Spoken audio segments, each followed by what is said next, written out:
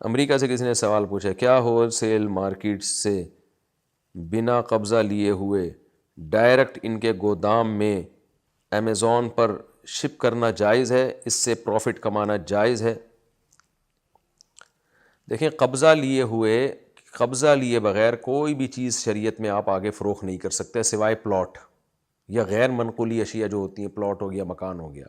जो मूवेबल चीज़ें होती हैं,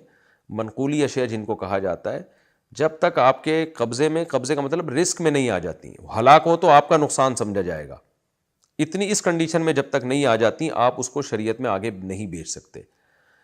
हाँ, आप कमीशन एजेंट बन सकते हैं दो पार्टियों के दरमियान। आप बोले मेरी चीज़ नहीं, उस कंपनी की चीज़ है, या तो मैं तुम्हें ये चीज़ अरेंज करवा दूंगा,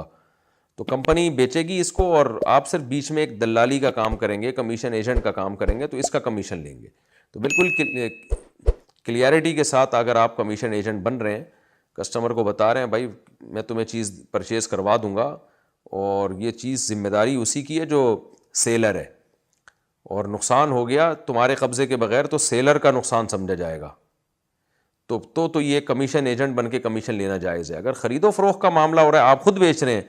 तो फिर कब्ज़े में लिए बगैर बेच नहीं सकते। हाँ, बेचने का वादा कर सकते हैं, आप बोले मैं ये तुम्हें इतने की चीज़ दूंगा, तुम ऑफ़र करो तो मैं फिर अरेंज करता हूँ, तो वो ऑफ़र करे, ठीक है जी इतने की मैं आपसे ले लूँगा, यानी ले नहीं रहा हूँ, ले लूँगा, फिर आप वो चीज़ ख़रीदें, अपने या अपने वकील के कब्ज़े में लें, उसके बाद दोबारा उसको ऑफ़र करें, भाई ये चीज़ मैं तुम्हें बेच रहा हूँ, बताओ कबूल है? वो क्या हाँ ठीक है।